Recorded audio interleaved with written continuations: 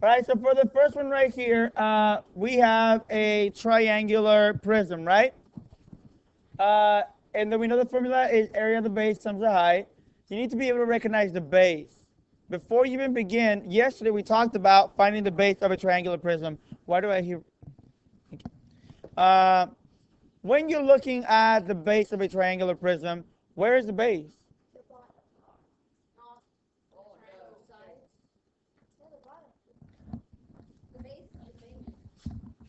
The base of a triangular prism is the bottom. What is the base? The triangle, right? Soraya. Where's the triangle? It's at the bottom? Is the triangle at the bottom? I asked you what is the base of that prism. You said the bottom. And then I asked Faith, what is the base of the triangle? She said the triangle. So who's right? Why are you not correct? Does anybody know why we call triangular prisms triangular prisms? Yes. Start off with a triangle. So imagine that we have a triangle, like we did here. Once it comes up. And it was basically started off with a triangle, and then we push it either down or up. There he goes. So it started off with a triangle. Oh, he went away. But I could create another one. And then we just grab it and push it or pull it this way. It turns into a triangle. It's underground, but you get the idea. That is, it's not the base. It doesn't matter where it's sitting. It's still a triangular prism, and the base is still a triangle. The prisms are named after the triangles. I mean, after their bases. So, using 2 and 2, if the prism is named after the base, and that's called a triangular prism, that means the base is what? The triangle, right? It doesn't matter where it is. That's still my base. So when you look at it, the base is not the bottom. It's a triangle. So you find the area of the base, and I actually want you to highlight it when you do that so that you know which numbers you have to work with.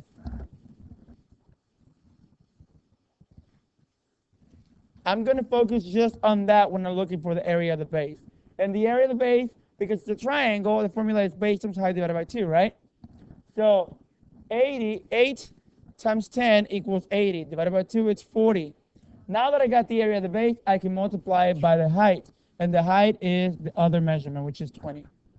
Right? So 40 times 20 equals 800 centimeters cubed. Can somebody again remind me why we say centimeters cubed?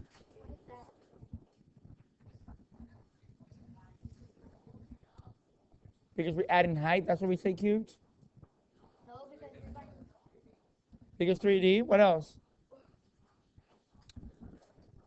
We're looking for the volume. Okay, what else? Because it's happening.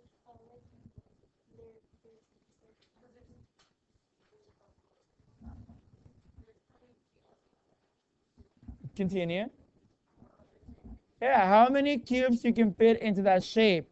Just like the squares, when you find an area, how many squares you can fit in the shape that go by 1 unit by 1 unit. Here, how many cubes, perfect cubes, can you fit in that shape? We can fit 800 cubes. That's what the volume means. The next one is going under the same idea. You find the area of the base, which is this one. You multiply 15 times 18, and then divide it by 2, you get 60. Then when you're done with that, you multiply it by the height of 12, and you get 720 centimeters cubed. That means we can fit 720 little cubes in there that measure 1 by 1 by 1 centimeter. How many of you got that one right? Okay. The next one is more of a real world problem. I am actually moving this weekend, and I need a truck, a moving truck, and I need boxes. So I need to know how many boxes I can fit in a truck, if I want a big truck or a small truck. So here is the idea. How do I find the volume of the truck first? As dimensions, it is 15 by 7.5 by 7.5. So before we answer that question, let's remember what we said about triangular prisms and which ones are the bases. Yes, it starts with the triangle and then we pull it, right? What do you think they started with?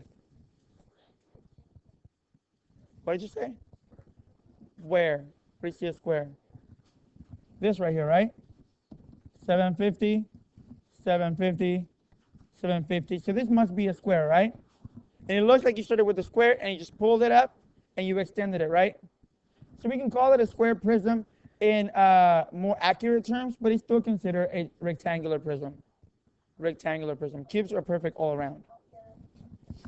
So the area of the base, it doesn't matter how you did it, but this one works as well. You multiply, you find the area of the square, which is 7.5 times 7.5, and that gives me 56.25. Then you multiply it by its length, or I'm sorry, by its height of 15, and you get 843.75 square feet. I'm sorry, cubic feet. So if you got this, that's all that matters for this particular problem. And the next one, what is it? What kind of shape is it? A cube, right? All the sides are the same measurement. So you do it the same way. Base, area of the base times the height, but the cubes have a specific formula, which is side times side times side. But it doesn't matter. Look at it. It's the same thing. This is the area of the base, and then you multiply by the height.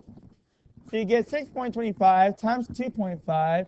The answer is 15.625 cubic feet. Right here, here's your answer. Now the following question is this. If I have this truck and I have a box that measures like that has those dimensions, how can I figure out, raising your hand, how can I figure out how many boxes of those dimensions I can fit in there? Faith. What number?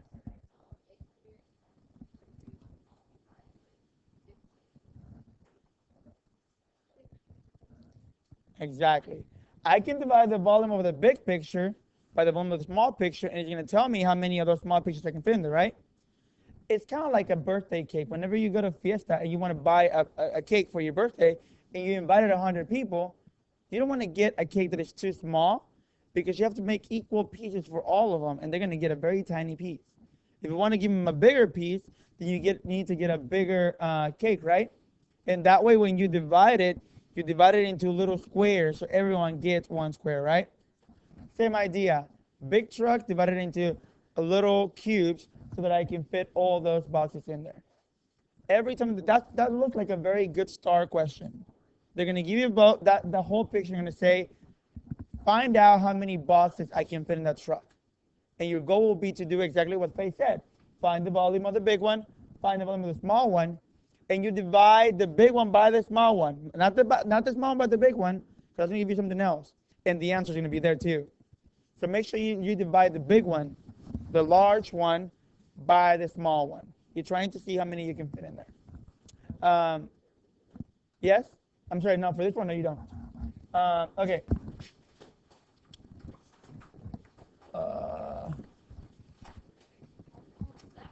For the next part, we are going to go and travel around the world for a little bit. Thank you. Get scared. All right. Shh. Do you know what this is? Where are we? What location are we on? No, we're not. What is this? We're in Dallas, Texas, right?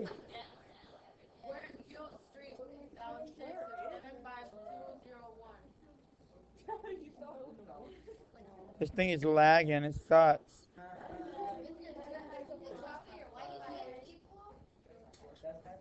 The Wi-Fi's fine. It's just Okay, there you go.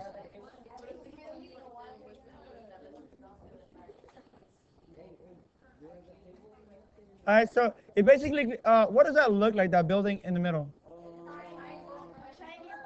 A triangular prism, right? What about this guy? Well, if you could stop moving. This one right here, a rectangular prism, right? And we have so many of them downtown that you guys don't get to experience. Look at this one. What does it look like? A rhombus, right? And it's, so what do we call a rhombus prism? Could it? I mean, what do we name our prisms after? Their base, right? Their base. And if the base is a rhombus, then you could call it probably a rhombus prism. Yeah. Why not? We have other ones over here.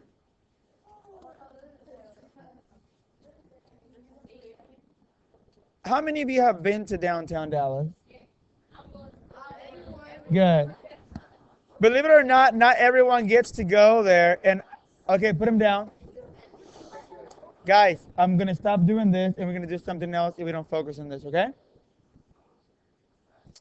So, not everyone has this privilege to go to downtown Dallas and explore our city the way that some of us are or are able to. So, this is a good way to show our city, and maybe your parents will be able to take you there or be willing to take you there. I wish this stuff was not lagging as much. This is a beautiful building downtown. It's not, but there are fountains down there that you can use. This building has so many geometric properties that you can just look at and be like, wow, how do they do this? You have so many things that you can look at and you can find the mathematics behind it, the geometry behind it. So I would love for you guys to go there and explore it. The what? Triangle right here, a square over the top, right? Another one right here. Down there, there are so many shapes also that you can find. Yes.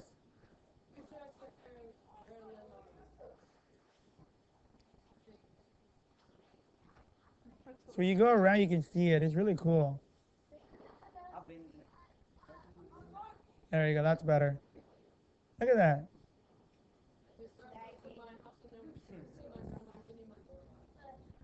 And there are so many more of these that you can find downtown Dallas. So you don't have to go very far to look at them. We have such a beautiful skyline. Look at that. That big circle, what is it? That's the convention center, actually.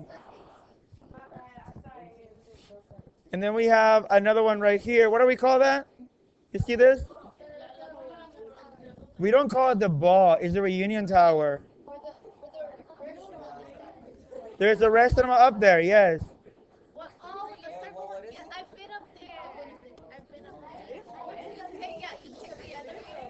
Stay on it. Stay focused on the properties.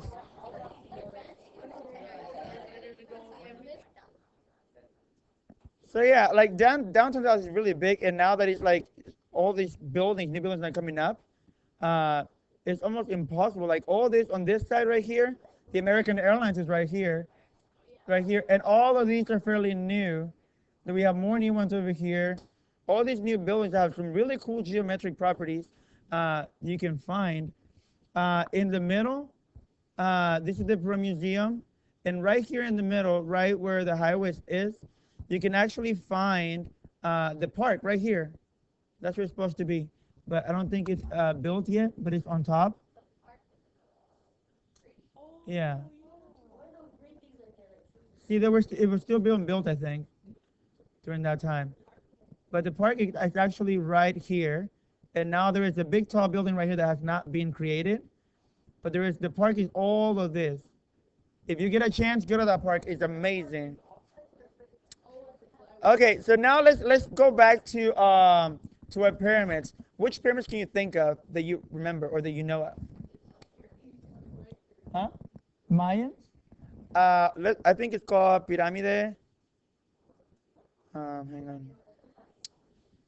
If this stupid thing could work, there we go. Pirámide del Sol. The Pyramid of the Sun.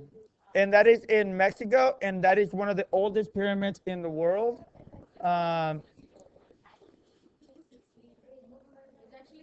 That's a good cultural point for those of you who do not understand this. Just because you're Mexican doesn't mean that you have been to Mexico. FYI. That doesn't mean that you came from Mexico. It just means that you're from Mexican heritage. It's like asking an African American person, how are you African American? You haven't been to Africa. See, it makes perfect sense.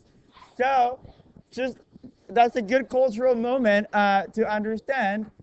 I wish this thing wasn't lagging so much, but I don't know why it's doing that. Yes, I am. I was actually born there.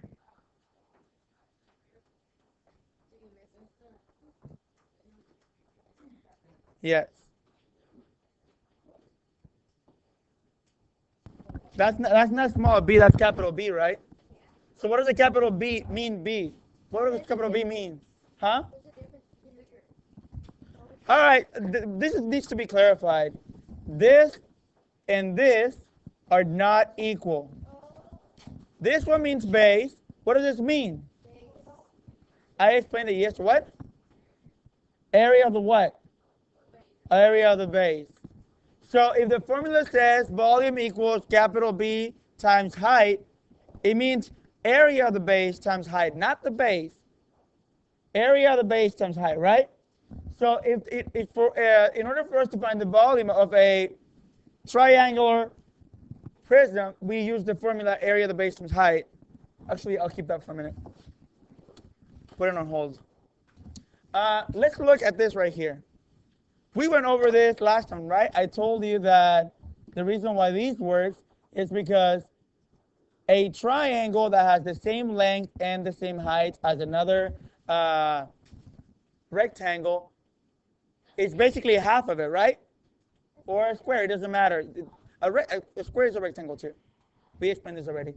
So therefore, the formula base times height works, but for a triangle, we divide by 2, right? Because it's only half. I just proved to you that the pyramid is only 1/3 of the prism. So what do you think that's going to change in our formula? Where do you keep saying base times height? What did you say, Andrea? Area of the base times the height divided by 3. That's it. I don't want you to look at a formula and be like, oh, okay, it's just divided by 3. I want you to know why we divide by 3. The reason why is because another one with a prism with the same base and the same height will be 3 times as much as the pyramid. Bye, Juan. Bye, Brian. I thought she said my name. Oh, I almost died. I thought you said All right. So moving on. Yes. Will it only be 3? Yes. Always be 3, exactly. Whenever you have a pyramid, it doesn't matter what type of pyramid it is. Hey. Thank you. It doesn't matter what type of pyramid it is, like it's a square, triangular, rectangular, hexagonal. It doesn't matter what type of pyramid we have. You will always divide the area of the base times the height by 3. By 3. Yes. Divided by 3, all of it. Always do that. What happens? Well, no, let's not touch the cones yet. But let's go ahead and practice on some of these right now. Find the area, the volume of these. I'm going to write it again. The formula for that would be volume equals area of the base times the height divided by 3. And before you even start, I'm going to highlight the base right now. What is the base? What else? These right here, right? The height is not the base. We don't include that in the first part. Oh, if you multiply 8 times 7, when you get that, you multiply by 6 and divide it by 3. Exactly. That's exactly right. Multiply 8 times 7. When you get that, multiply by 6, which is the height, and then divide it by 3, right? The base is the square. Oh, she finally got it. All right, let's go. Yeah. Yep. I ain't got time to play. All right, so 8 times 7? 56. 56 times 6? 336 divided by 3, 112 cubic inches, right? 10 times 8, 80. Divided, multiplied by 6, 480. Divided by 3, 116 or 160? 60? 160 cubic inches. Divided by 3. And then 8 times 7 is 56 times 11. Divided by 3.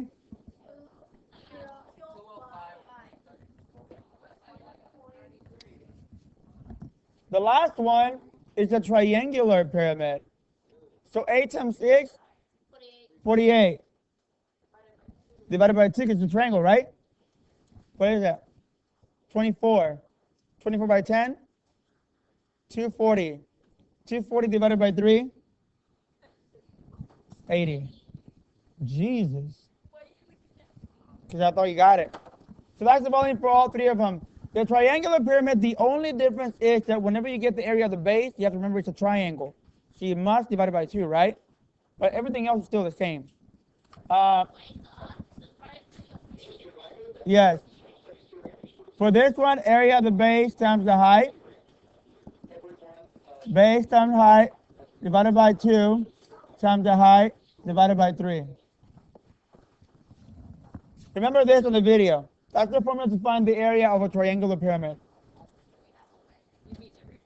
Everyone, your homework is going to be only the ones that are triangular. Because it has a triangle inside, so the area of the base changes, right? For your homework, do not move yet. For your homework, you're going to have to find it, to figure out which pyramid is bigger, the Pyramid of Giza or the Pyramid of the Sun. So for that, you're going to do the following. I have the measurements, but I'm going to allow you to go to Google. Do not move. Go to Google, search for dimensions in meters. Actually, it doesn't matter.